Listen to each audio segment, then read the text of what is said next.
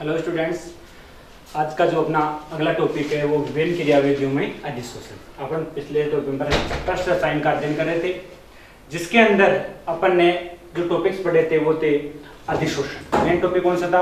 अधिशोषण। ठीक है, अधिशोषण के साथ में अपन ने अधिशोषण, अवशोषण, विशोषण, शोषण इनका भी अध्ययन किया था। अधिशोषण मतलब क्या होता है कि किसी अधिशोष्य या एक पदार्थ का दूसरे पदार्थ की सतह पर घुलना, एक पदार्थ का दूसरे पदार्थ की सतह पर घुलना क्या कहलाता है? अधिशोषण कहलाता है। ठीक है, अवशोषण कहलाता है एक पदार्थ का दूसरे पदार्थ में पूर्ण रूप से समान रूप से विस्तृत होना। एक पदार्थ का दूसरे पदार्थ में पूर्ण रूप से विस्तृत होना क्या कहलाता है? अवशोषण कहलाता है। विशोषण कहलाता है अधिशोष्य व अधिशोषक का एक दूसरे से अलग अलग होना, क्या कहलाता है? विशोषण कहलाता है। और शोषण कहलाता है अवशोषण और अधिशोषण दोनों की प्रक्रिया एक साथ होना, क्या कहलाता है? शोषण कहलाता है। तो उसके बाद में अधिशोषण की बात करती है। अधिशोषण के अंदर अपन ने पढ़ा था, 4 टॉपिकों का अध्ययन किया था मेनली। सबसे पहले अधिशोष्य, फिर अधिशोषक, अंतरापृष्ठ और सक्रिय केंद्र। उसके बाद में 2 टॉपिक थे, धनात्मक अधिशोषण और ऋणात्मक अधिशोषण। अधिशोष्य वह पदार्थ होता है जिसका अधिशोषण होता है, वो क्या बोलता है? अधिशोष्य। दूसरा अधिशोषक, दूसरा क्या था? अधिशोषक। अधिशोषक वह पदार्थ होता है जो किसी दूसरे पदार्थ का अधिशोषण करता है, 2 हो गए। तीसरा अंतरापृष्ठ। अधिशोषक वह जो दूसरे पदार्थ का क्या करता है? अधिशोषण करता है। तो उस अधिशोषक की वह पृष्ठ जिस पर अधिशोषण होता है, किसी अधिशोषक की वह पृष्ठ जिस पर अधिशोषण होता है, अंतरापृष्ठ कहलाती है। अगला है सक्रिय केंद्र, यानी किसी अधिशोषक की वह पृष्ठ जिसपे होता है वो क्या कहलाता है? अंतरापृष्ठ। और अंतरापृष्ठ की वह केंद्र जिसमें मुक्त संयोजकता अधिक होती है, क्या कहलाता है? सक्रिय केंद्र कहलाता है। इसके बाद धनात्मक और ऋणात्मक अधिशोषण। धनात्मक यानी वह प्रकरण जिसमें किसी पदार्थ का अधिकतम क्या हो जाए, उसमें अधिशोषण हो जाए, तो वो क्या कहलाता है? धनात्मक। और कम मात्रा में हो तो वो ऋणात्मक कहलाता है। अगला है विभिन्न क्रियाविधियों में अधिशोषण, यानी 2-4 अपन एग्जांपल्स की बात करते हैं कि कौन कौन से हो सकते हैं जिनको अपन कर सकते हैं। एक तो सबसे पहले करते हैं कि O2 Cl2 NH3 SO2। इन गैसों को यदि किसी पात्र में लेकर यदि आप चारकोल डाल दो, क्या डाल दो? चारकोल डाल दो, तो उस पात्र पर लगने वाला दाब कम हो जाता है।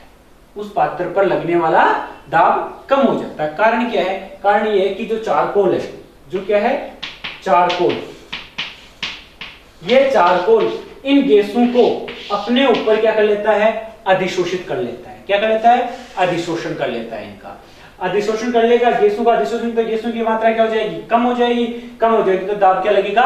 कम लगेगा। या आप समझ सकते हो कि ये एक पात्र है, इसके अंदर माना इनमें से कोई सी भी एक गैस है, जैसे अमोनिया है, ये अपन ने इसके अंदर डाल दी है। अब ये तो एक तो अकेली है, तब इसने क्या लगाया? इस पृष्ठ पर इस पे क्या लगाएगा? दाब ज्यादा है, दाब ज्यादा है। एक अपन ने इसमें ये थोड़ा सा यहाँ पे क्या डाल दिया? चारकोल डाल दिया। क्या डाल दिया? चारकोल। तो गैस की कुछ मात्रा को ये चारकोल अपने पृष्ठ के ऊपर क्या कर लेगा? अधिशोषित कर लेगा। क्या कर लेगा? अधिशोषित कर लेगा।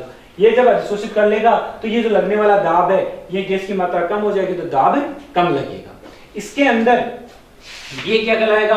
अधिशोष्य। क्या कहलाएगा? अधिशोष्य। और चारकोल क्या कहलाएगा? अधिशोषक। क्या कहलाएगा? अधिशोषक। ठीक है, इसका ये पृष्ठ है, ये क्या कहलाएगा? अंतरापृष्ठ। इसका जो केंद्र रहेगा जहां पर सबसे ज्यादा होगा वो सक्रिय केंद्र कहलाएगा। तो इसका पहला कौन सा हो गया कि O2 Cl2 NH3 SO2 आदि गैसों को यदि किसी पात्र में लिया जाए और यदि उसमें चारकोल डाल दिया जाए तो उस पात्र पर लगने वाला दाब क्या हो जाएगा? कम हो जाएगा। किसके कारण? इस चारकोल का इन गैसों को अपने ऊपर अधिशोषित करने के कारण से। दूसरा बात करते हैं, तो दूसरे बोलते हैं कि जो हाइड्रोजन गैस है, कौन है? Hydrogen gas. हाइड्रोजन गैस को पैलेडियम, निकल आदि ये जो धातुएं हैं ये अपने ऊपर अधिशोषित कर लेती है। किसको? हाइड्रोजन गैस, H2 गैस को कौन कर लेती है? पीडी, निकल, पैलेडियम, निकल आदि जो धातुएं हैं ये अपने ऊपर क्या कर लेती है? अधिशोषित। क्या कर लेती है? अधिशोषित। अधिशोषित, यानी यहाँ पर पैलेडियम और निकल क्या है, अधिशोषक। क्या है, अधिशोषक। H2 गैस क्या है, अधिशोष्य। अधिशोष्य। तो ये इस हाइड्रोजन गैस का पैलेडियम और निकल पर क्या होना, अधिशोषण होना, या इसके पृष्ठ की सतह पर होना क्या कहलाता है, प्रक्रिया क्या कहलाती है, अधिशोषण कहलाती है। ठीक है। तीसरे की बात करो, तीसरे में अपन बोल सकते हैं कि वायु में से वायु की नमी को हटाने की प्रक्रिया किसके द्वारा कर सकते हैं, सिलिका के द्वारा। सिलिका द्वारा वायु की नमी को हटाना, वायु से नमी को सिलिका द्वारा हटाना क्या कहलाती है, एक अधिशोषण प्रक्रिया है। कौन सी प्रक्रिया है, अधिशोषण प्रक्रिया है। अगली बात करें तो शर्करा को रंगीन बनाने के लिए जांतव चारकोल का उपयोग किया जाता है। जांतव चारकोल, यानी मेनली किसकी बात करते हैं, चारकोल की। इस चारकोल का उपयोग किसको, शर्करा को रंगीन बनाने पर, शर्करा को रंगीन बनाने के लिए काम में लिया जाता है। क्यों क्या करते हैं, उस शर्करा को, कौन, चारकोल क्या है, ठोस है, तो ये अपने ऊपर क्या कर लेता है, अधिशोषित कर लेता है और कलर कैसा हो जाता है उसका, रंगहीन हो जाता है। इसी तरह इसका एक और है कि जो कार्बनिक रंजक है, मेथिलीन ब्लू, कार्बनिक रंजक,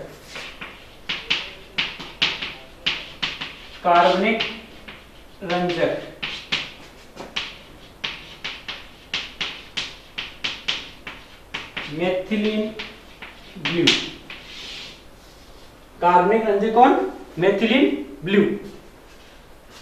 इसको रंगहीन करने में जानते हो चारकोल का उपयोग किया जाता है। यदि उसको मेथिलीन ब्लू को चारकोल में डालेंगे, चारकोल उसको क्या कर लेगा, अधिशोषित कर लेगा। क्या कर लेगा, अधिशोषित कर लेगा और उसको कैसे कर देगा, रंगहीन कर देगा। क्या कर देगा, रंगहीन। तो ये 4 या 5 इनकी विभिन्न क्रिया विधियों में अधिशोषण था। कौन कौन सा था, एक तो जो गैसें थी, कौन सी, O2, Cl2, NH3 और SO2, इनको क्या करें, यदि किसी पात्र में लिया जाए उसमें यदि चारकोल डाल जाए उसका पात्र का दाब कम हो जाता है। ऐसा ही दूसरा एग्जांपल है कि हाइड्रोजन को किस पर अधिशोषित हो सकता है, पैलेडियम और निकल धातु के ऊपर। इसके बाद बात करें तो वायु की नमी हटाने में किसका प्रयोग किया जाता है, अधिशोषक के रूप में किसका उपयोग किया जाता है, सिलिका का उपयोग किया जाता है। आगे बात करें तो शर्करा और मेथिलीन ब्लू, कार्बनिक रंजक मेथिलीन, इनको रंगीन करने में जानते चारकोल का उपयोग किया जाता है। तो ये विभिन्न क्रिया विधियों में था। अगली बात करते हैं अधिशोषण व अवशोषण में अंतर।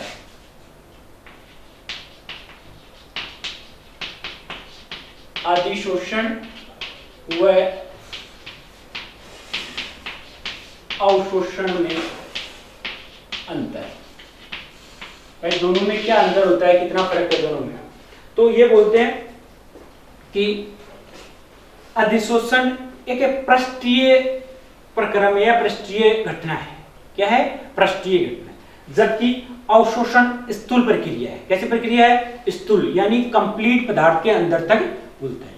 दूसरा ये बोल सकते हो कि अधिशोषण के अंदर जो भी पदार्थ घुलता है वो ओनली केवल पृष्ठ पर है, और ये इसके अंदर कंप्लीट पूर्ण रूप से पदार्थ के अंदर घुलता है। ठीक है।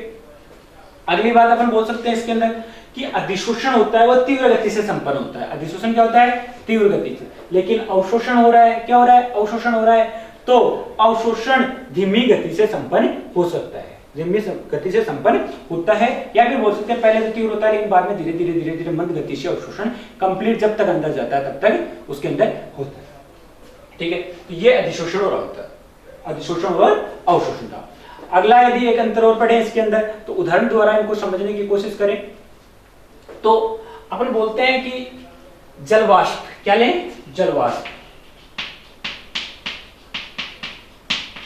यदि जलवाष्प को एक तो अपन सिलिका में, सिलिका जेल बोल सकते हो, और एक कैल्शियम क्लोराइड में CaCl2। यदि जलवाष्प को सिलिका जेल में लेते हैं तो ये प्रक्रिया अधिशोषण कहलाती है। क्या कहलाती है, अधिशोषण कहलाती है। लेकिन यदि कैल्शियम क्लोराइड में ले जलवाष्प को तो ये प्रक्रिया क्या कहलाती है, अवशोषण कहलाती है। क्या कहलाती है, अवशोषण कहलाती है। ठीक है, तो इस उदाहरण के द्वारा इन दोनों में अंतर को और अच्छे से समझा जा सकता है। जैसे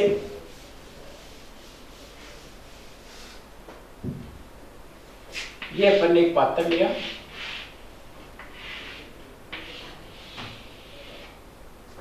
एक पात्र ये लिया जिसके अंदर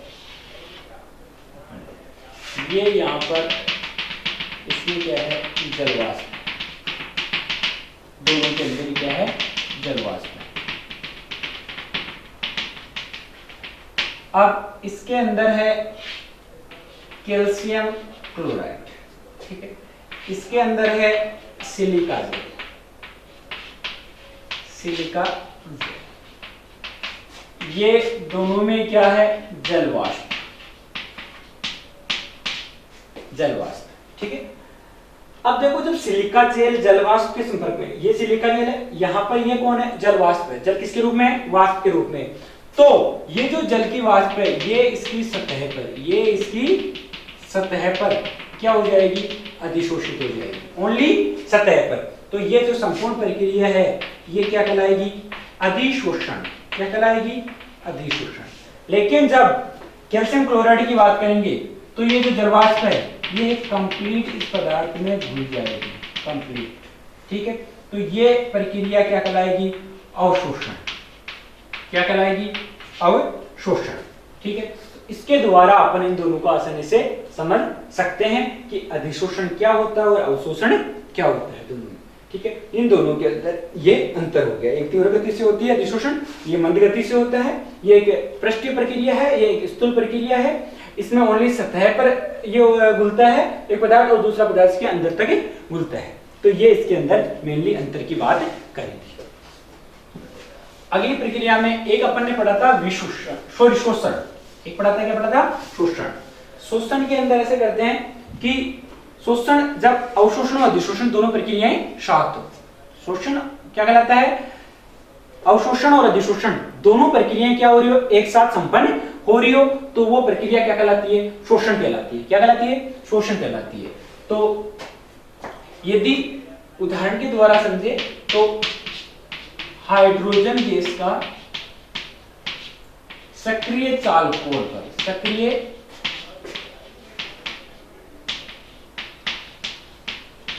चालकोल पर, पहले जब हाइड्रोजन गैस सक्रिय चालक होता है तो पहले ओनली प्लस पृष्ठ पर जाता है, कहां पर जाता है, पृष्ठ पर इसका शोषण होता है, पृष्ठ पर इसका शोषण होता है तो उसको कहते हैं अधिशोषण। लेकिन जब धीरे धीरे थोड़ा टाइम दे दिया जाए तो यह हाइड्रोजन गैस चालकोल के अंदर तक चली जाती है, तो वो क्या कहलाता है, अवशोषण। यानी पहले क्या हुआ, अधिशोषण, बाद में क्या हो गया, अवशोषण। तो ये जब दोनों तरह की प्रोसेस एक साथ हो रही हो, दोनों तरह की प्रोसेस हो रही हो, तो उसको क्या कहते हैं, शोषण, क्या कहते हैं, शोषण। किसका होता है, हाइड्रोजन गैस का सक्रिय चालकोल पर क्या होता है, शोषण होता है, क्योंकि इसमें पहली प्रक्रिया होती है अधिशोषण और जो दूसरी प्रक्रिया होती है वो क्या होती है, अवशोषण, ठीक है। तो इसके आधार पर अपन इसका एग्जांपल के द्वारा समझा सकते हैं।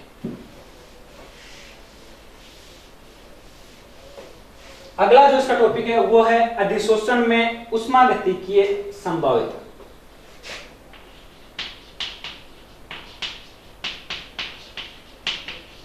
अधिशोषण में ऊष्मागतिकीय संभाव्यता, यानी अधिशोषण के अंदर ऊष्मागतिकीय यानी थर्मोडायनेमिक्स का कैसे उपयोग किया जाता है या कैसे इसके अंदर प्रपड़ता है।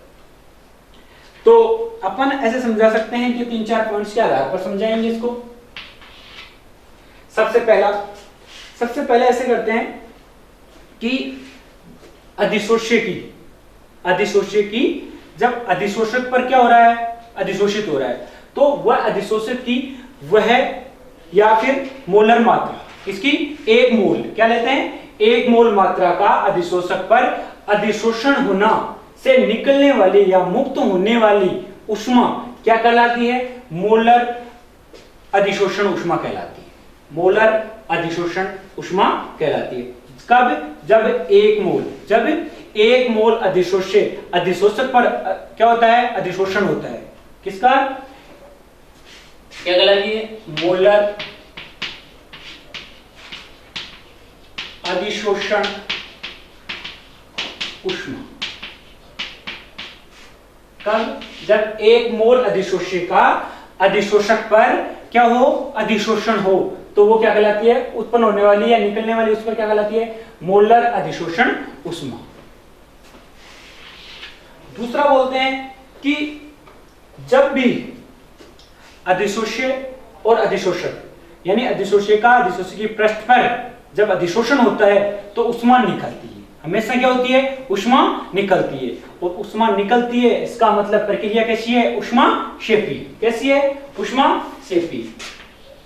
प्रक्रिया कैसी है? ऊष्मा क्षेपी। और यदि प्रक्रिया ऊष्मा क्षेपी है तो डेल एच का मान कैसा होगा? ऋणात्मक। डेल एच का मान कैसा होगा? ऋणात्मक। कब?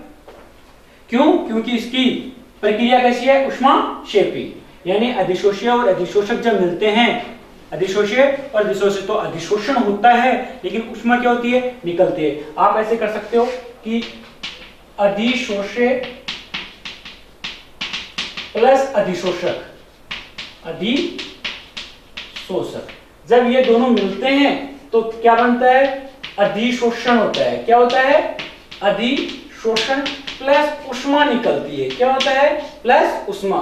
तो ये जो ऊष्मा है के रूप में होती है डेल एच एंथैल्पी के रूप में, और जब डेल एच की बात करते हैं तो ये जब अलग लेते हैं तो कैसी होती है? ऋणात्मक होती है। क्या होती है? ऋणात्मक। इसलिए ये ऊष्मा क्षेपी प्रक्रम है तो डेल एच का मान कैसा होगा? ऋणात्मक। और पहला क्या है? मोलर अधिशोषण ऊष्मा। तीसरा देखो, तीसरे के अंदर बोलते हैं कि जब किसी एक पदार्थ का दूसरे में घुलता है तो ये कंफर्म है कि या तो गैस ठोस या द्रव में घुलेगी या फिर द्रव ठोस में घुलेगा।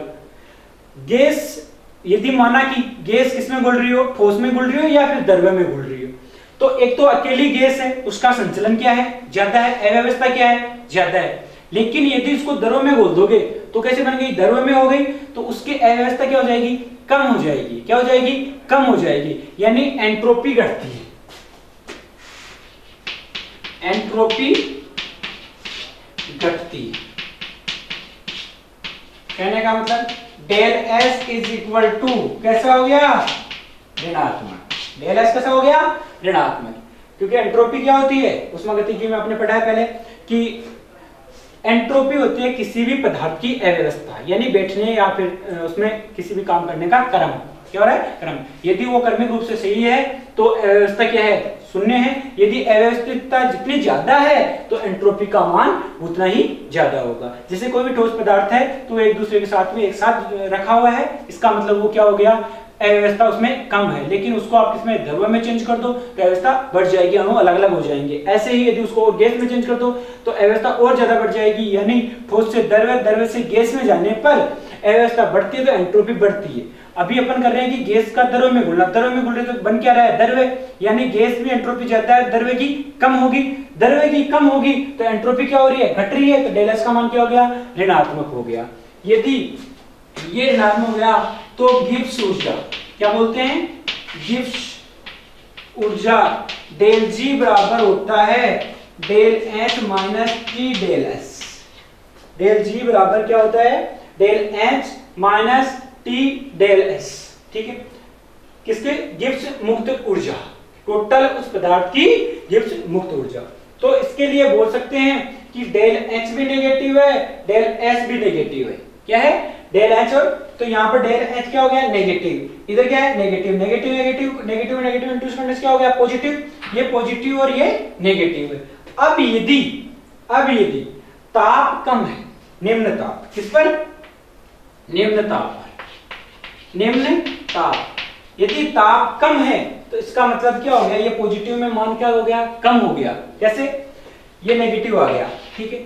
ये नेगेटिव और ये क्या है? नेगेटिव। नेगेटिव नेगेटिव क्या हो गया? पॉजिटिव हो गया। क्या हो गया? पॉजिटिव। ये नेगेटिव मान है, ये क्या है? पॉजिटिव। अब इस पॉजिटिव का मान यदि कम है, जैसे माइनस के 5 है, जैसे माइनस के 4 ही बन रहे हैं, प्लस के 4 ही बन रहे हैं, इसका मतलब किसका बन रहा है? माइनस का बच रहा है। तो इसके लिए प्लस के 4 ही रहे, इसका मतलब ताप क्या होना चाहिए? कम होना चाहिए। ताप क्या होना चाहिए? कम। तो निम्न ताप पर डेल जी कैसा होगा? ऋणात्मक होगा।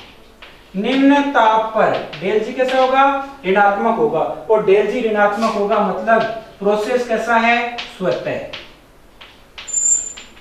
प्रोसेस कैसा होगा, स्वतः प्रकरण, क्योंकि डेल जी का मान यदि नेगेटिव होता है तो स्वतः प्रकरण, डेल जी पॉजिटिव होता है तो अस्वतः, और डेल जी शून्य होता है इसका मतलब साम्य अवस्था में। डेल जी शून्य होता है इसका मतलब क्या है, साम्य अवस्था में। तो ये अधिशोषण में उष्मागति के साम्य, पहला मोलर अधिशोषण उष्मा, दूसरा उष्माक्षेपी प्रक्रिया में डेल एच क्या हो गया, ऋणात्मक, तीसरा एंट्रोपी घटती है मतलब डेल एच क्या हो गया, ऋणात्मक। गिब्स ऊर्जा की बात करते हैं तो del g is equal to होता है del H minus T del s, t del s. अब यदि आप ये नेगेटिव, डेल एस क्या है, नेगेटिव, और नेगेटिव नेगेटिव ऐसे होगा पॉजिटिव। अब दूसरा डेल एच नेगेटिव है तो यदि टी का मान कम रहेगा तो ये ऋणात्मक से ये धनात्मक का मान कम रहेगा तो मान कैसे आएगा, ऋणात्मक। तो यदि निम्न ताप पर डेल जी का मान ऋणात्मक होगा तो स्वतः प्रोसेस होगा, ठीक है। तो इसकी यही कंडीशन रहेगी कि ताप क्या होना चाहिए, कम होना चाहिए, ताप क्या होना चाहिए, कम। इसीलिए अपन बात करते हैं कि आगे अपन पढ़ेंगे, जब इसका प्रकार पढ़ेंगे तो भौतिक अधिशोषण में ताप बढ़ाने पर अधिशोषण की मात्रा क्या होती है, घटती है। किसमें, भौतिक अधिशोषण में। आगे अपन पढ़ेंगे इनके प्रकार, अधिशोषण के प्रकार। आज के टॉपिक में यही तक था, दो टॉपिक इसके अंदर हो गए थे, कौन कौन से, विभिन्न क्रियाविधियों में अधिशोषण, और अभी जो दूसरा टॉपिक था वो था अधिशोषण में उष्मागति के संभाव्यता, ठीक है। अगला जो टॉपिक है अपना वो है अधिशोषण के प्रकार। अधिशोषण के प्रकार में अपन पढ़ेंगे भौतिक अधिशोषण और रासायनिक अधिशोषण और इसके अंतर। चलो ठीक है, आज के लिए इतना है।